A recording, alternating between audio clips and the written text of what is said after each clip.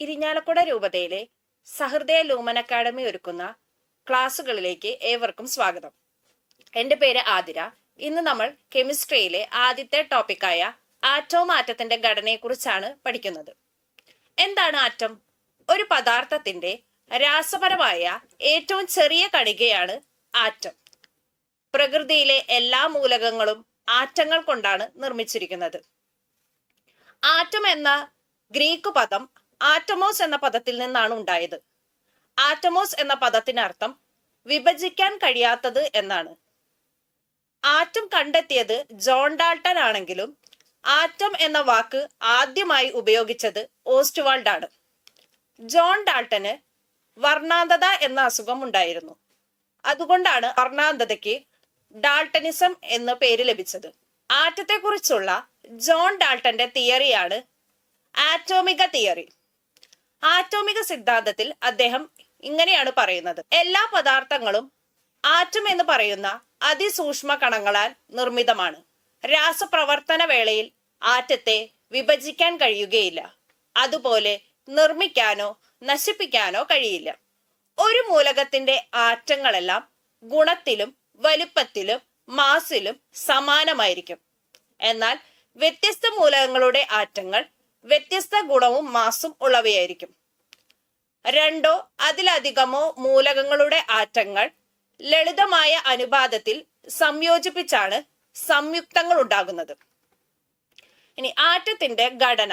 ആറ്റത്തിന് ഒരു ന്യൂക്ലിയസ് ഉണ്ട്. ആറ്റത്തിന്റെ കേന്ദ്രത്തിനെ പറയുന്ന പേരാണ് ന്യൂക്ലിയസ്. ആറ്റത്തിന്റെ പുറത്തായി ഇലക്ട്രോൺസും ന്യൂക്ലിയസിലായി പ്രോട്ടോൺസും ഇലക്ട്രോൺസും അടങ്ങിയിരിക്കുന്നു. ആറ്റത്തിന്റെ കേന്ദ്രത്തെ പറയുന്ന പേരാണ് ന്യൂക്ലിയസ്. ന്യൂക്ലിയസ് കണ്ടെത്തിയത് റൂദർഫോർഡ് ആണ്. ഇലക്ട്രോണിന്റെ ചാർജ് നെഗറ്റീവ് ആണ്.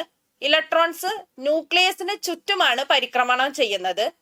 കണ്ടെത്തിയത് ജെ തോംസൺ ആണ്. ഇലക്ട്രോണിന്റെ മാസ് 9.109 ഇൻറ്റു 10⁻⁻31 കിലോഗ്രാം ആണ്. ഇലക്ട്രോൺ ആണ് ലോഹങ്ങളുടെ ചാലകത നിർണയിക്കുന്നത്. അടുത്ത മോഡലാണ് ബോർ മോഡൽ. ബോർ മോഡൽ അനുസരിച്ച് ഇലക്ട്രോൺസ് ന്യൂക്ലിയസിനു ചുറ്റും റിവോൾവ് ചെയ്യുന്ന ഒരു കൃത്യമായ സഞ്ചാരപാതയുണ്ട്. ആ പാതേനെ നമ്മൾ പറയുന്നതാണ് ഓർബിറ്റ് അല്ലെങ്കിൽ ഷെൽ. അദ്ദേഹം ഷെല്ലുകൾക്ക് KLMN എന്ന പേരുകളും അല്ലെങ്കിൽ 1 2 3 4 എന്ന ഓർഡറിലുമാണ് പേര് നൽകിയിരിക്കുന്നത്. ഇനി ഒരു ഷെല്ലുകളിൽ ഉൾക്കൊള്ളാവുന്ന പരമാവധി ഇലക്ട്രോണുകളുടെ എണ്ണം കണ്ടുപിടിക്കാനുള്ള ഇക്വേഷൻ ആണ് 2n². n എന്ന് പറഞ്ഞു കഴിഞ്ഞാൽ ഷെല്ലിന്റെ എണ്ണത്തെയാണ് സൂചിപ്പിക്കുന്നത്. അപ്പൊ ആദ്യത്തെ ഷെല്ലായ K ഷെല്ലിൽ, അതായത് n=1 ആണ്. അപ്പോ 2 × 1² 2 ഇലക്ട്രോണുകളാണ് K ഷെല്ലിൽ ഉണ്ടാകുക. L ഷെൽ എന്ന് പറയുമ്പോൾ n-ന്റെ വാല്യൂ 2 ആണ്, രണ്ടാമത്തെ ഷെല്ലാണ്. അപ്പോ L ഷെല്ലില് 2 × 2² 8 ഇലക്ട്രോൺസ് ആണ് L ഷെല്ലിൽ ഉണ്ടാകുന്നത്. M ഷെൽ എന്ന് പറയുമ്പോൾ n=3 ആണ്, അതായത് മൂന്നാമത്തെ ഷെല്ലാണ്. അപ്പൊ മൂന്നാമത്തെ ഷെല്ലിൽ ഉൾക്കൊള്ളാവുന്ന പരമാവധി ഇലക്ട്രോൺ 18 ആണ്, 2 × 3². N ഷെല്ലില് n=4 ആണ്, നാലാമത്തെ ഷെല്ലാണ്. അപ്പൊ 2 × 4² 32 ഇലക്ട്രോണുകളാണ് N ഷെല്ലിൽ ഉണ്ടാവുക. K ഷെല്ല് നമ്മൾ പറഞ്ഞു 2 ഇലക്ട്രോൺസ് ആണ് മാക്സിമം പറ്റുള്ളൂ. L ഷെല്ലിലാണെങ്കിൽ 8 ഇലക്ട്രോൺസ്, M-ലാണെങ്കിൽ 18 ഇലക്ട്രോൺസ്, N-ലാണെങ്കിൽ 32 ഇലക്ട്രോൺസും ആണ് ഉണ്ടാവുക. ഇനി നമുക്ക് ഇലക്ട്രോണിക് കോൺഫിഗറേഷൻ എഴുതാൻ പഠിക്കാം. ഹൈഡ്രജന്റെ ആറ്റോമിക് നമ്പർ 1 ആണ്. ആ ഒരു ഇലക്ട്രോൺ ആദ്യത്തെ K ഷെല്ലിലാണ് ഫില്ല് ചെയ്യുക. അപ്പോൾ ഹൈഡ്രജന്റെ ഇലക്ട്രോണിക് കോൺഫിഗറേഷൻ 1 ആണ്. ഹീലിയത്തിന്റെ ആറ്റോമിക് നമ്പർ 2 ആണ്. ആ 2 ഇലക്ട്രോൺസ് K ഷെല്ലിലാണ് ഫില്ല് ചെയ്യുക. അപ്പോൾ ഹീലിയത്തിന്റെ ഇലക്ട്രോണിക് കോൺഫിഗറേഷൻ 2 ആണ്. ലിഥിയത്തിന്റെ ആറ്റോമിക് നമ്പർ 3 ആണ്. ആദ്യത്തെ 2 ഷെല്ല് K ഷെല്ലിൽ ഫില്ല് ചെയ്യും.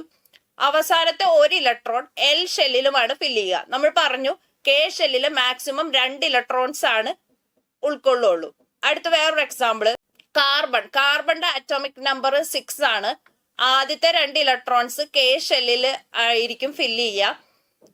K ഷെല്ലിൽ മാക്സിമം 2 ഇലക്ട്രോൺസ് ആണ് പറ്റുള്ളൂ. അടുത്ത ബാക്കിയുള്ള 4 ഇലക്ട്രോൺസ് അടുത്ത ഷെല്ലായ എൽ ഷെല്ലിലായിരിക്കും ഫില്ല് ചെയ്യുക. വേറൊരു എക്സാമ്പിളും കൂടി നോക്കുകയാണെങ്കിൽ സോഡിയത്തിന്റെ ആറ്റോമിക് നമ്പർ 11 ആണ്. ആദ്യത്തെ 2 ഇലക്ട്രോൺസ് കെ ഷെല്ലിൽ ഫില്ല് ചെയ്യും. അടുത്ത 8 ഇലക്ട്രോൺസ് എൽ ഷെല്ലില് ഫില്ല് ചെയ്യും. അടുത്ത 1 ഇലക്ട്രോൺ എം ഷെല്ലിലായിരിക്കും ഉണ്ടാവുക. അപ്പൊ സോഡിയത്തിന്റെ ഇലക്ട്രോണിക് കോൺഫിഗറേഷൻ 281 ആയിരിക്കും. ഇനി അടുത്തത് നമ്മൾ ആറ്റോമിക് നമ്പർ ആണ് പഠിക്കാൻ പോകുന്നത്. ഒരു ആറ്റത്തിലെ പ്രോട്ടോണുകളുടെ എണ്ണത്തിനെയാണ് നമ്മൾ ആറ്റോമിക് നമ്പർ എന്ന് പറയുക. ആറ്റോമിക് നമ്പറിനെ നമ്മൾ ക്യാപിറ്റൽ സെഡ് വെച്ചാണ് റെപ്രസെന്റ് ചെയ്യുക. ഈ ആറ്റോമിക് നമ്പർ എന്ന് പറയുന്നത് പ്രോട്ടോണുകളുടെ എണ്ണമാണ്. അത് തന്നെയായിരിക്കും നമ്പർ ഓഫ് ഇലക്ട്രോണുകളുടെ എണ്ണം. അപ്പൊ atomic number Z equal to number of protons that is equal to number of electrons. അടുത്തതാണ് മാസ് നമ്പർ. മാസ് നമ്പറിനെ നമ്മൾ ക്യാപിറ്റൽ എ വെച്ചാണ് റെപ്രസെന്റ് ചെയ്യുക. മാസ് നമ്പറിൽ പ്രോട്ടോണുകളുടെയും ന്യൂട്രോണുകളുടെയും ആകെ എണ്ണമായിരിക്കും മാസ് നമ്പറിൽ ഉണ്ടാവുക. ഓക്സിജന്റെ മാസ് നമ്പർ 16ഉം ആറ്റോമിക് നമ്പർ 8ഉം ആണ്. അപ്പൊ നമ്മൾ കാൽക്കുലേറ്റ് ചെയ്യുമ്പോൾ നമ്മൾ പറഞ്ഞു ആറ്റോമിക് നമ്പറിന്റെ എണ്ണം തന്നെയായിരിക്കും നമ്പർ ഓഫ് പ്രോട്ടോൺസിന്റെ എണ്ണം, നമ്പർ ഓഫ് ഇലക്ട്രോൺസിന്റെ എണ്ണം. ഓക്സിജന്റെ മാസ് നമ്പർ 16ഉം ആറ്റോമിക് നമ്പർ 8ഉം ആണ്. അപ്പോ പ്രോട്ടോണുകളുടെ എണ്ണം എന്ന് പറയണത് ആറ്റോമിക് നമ്പറിനോട് ഈക്വൽ ആണ്. അപ്പോ ഇവിടെ ഓക്സിജന്റെ പ്രോട്ടോണുകളുടെ എണ്ണം 8ഉം ഇലക്ട്രോണുകളുടെ എണ്ണം 8ഉം ആണ്. ന്യൂട്രോണുകളുടെ എണ്ണം കണ്ടുപിടിക്കേണ്ടത് mass number minus atomic number എന്ന ഇക്വേഷൻ വെച്ചാണ്. അപ്പൊ 16 മൈനസ് 8 ന്യൂട്രോൺസ് ആയിരിക്കും ഓക്സിജന് ഉണ്ടാവുക. ഇനി ഓക്സിജന്റെ ഇലക്ട്രോണിക് കോൺഫിഗറേഷൻ നമ്മൾ പറഞ്ഞു ആറ്റോമിക് നമ്പർ 8 ആയതുകൊണ്ട് 26 ആയിരിക്കും ഓക്സിജന്റെ ഇലക്ട്രോണിക് കോൺഫിഗറേഷൻ. 2 ഇലക്ട്രോൺ കെ ഷെല്ലിലും 6 ഇലക്ട്രോൺ എൽ ഷെല്ലിലും ആണ് ഉണ്ടാവുക. ഇനി അടുത്തൊരു എക്സാമ്പിൾ നമുക്ക് നോക്കാം. സോഡിയത്തിന്റെ മാസ് നമ്പർ 23ഉം ആറ്റോമിക് നമ്പർ 11ഉം ആണ്. അപ്പോ നമ്പർ ഓഫ് ഇലക്ട്രോൺസിന്റെ എണ്ണം അതേപോലെ നമ്പർ ഓഫ് പ്രോട്ടോൺസിന്റെ എണ്ണം 11 തന്നെയായിരിക്കും. നമ്പർ ഓഫ് ന്യൂട്രോൺസിന്റെ എണ്ണം 23 മൈനസ് 11 ആയിരിക്കും, അതായത് 12. ഇലക്ട്രോണിക് കോൺഫിഗറേഷൻ 281 ആയിരിക്കും. കെ ഷെല്ലില് 2 ഇലക്ട്രോൺ, എൽ ഷെല്ലില് 8 ഇലക്ട്രോൺ, എം ഷെല്ലില് 1 ഇലക്ട്രോൺ. അടുത്തൊരു ടോപ്പിക്കാണ് ഐസോടോപ്പുകൾ.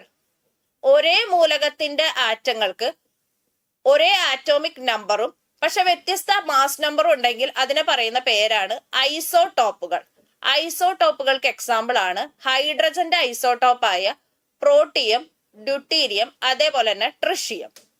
മാസ് നമ്പർ ഡിഫറെന്റ് ആയിരിക്കും, ആറ്റോമിക് നമ്പർ സെയിം ആയിരിക്കും.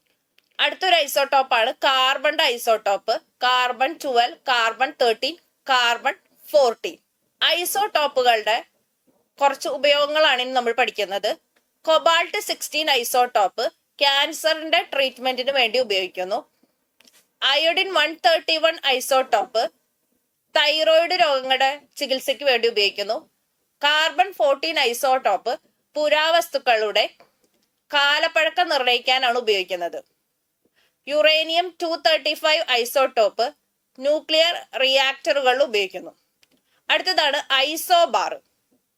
ഐസോബാറുകള് വ്യത്യസ്ത മൂലകങ്ങളുടെ ആറ്റങ്ങൾ ആയിരിക്കും, പക്ഷെ അവരുടെ മാസ് നമ്പർ ഒരേപോലെ ആയിരിക്കും, ആറ്റോമിക് നമ്പറിലായിരിക്കും difference. For example calcium, argon, അവരുടെ മാസ് നമ്പർ സിമിലർ ആയിരിക്കും, ആറ്റോമിക് നമ്പർ ഡിഫറെന്റ് ആയിരിക്കും. ഐസോടോണുകൾക്ക് വ്യത്യസ്ത മൂലകങ്ങളുടെ ആറ്റങ്ങൾ അവരുടെ നമ്പർ ഓഫ് ന്യൂട്രോൺസ് സിമിലർ ആയിരിക്കുകയാണെങ്കിൽ അതിനെ പറയുന്ന പേരാണ് ഐസോടോണുകൾ.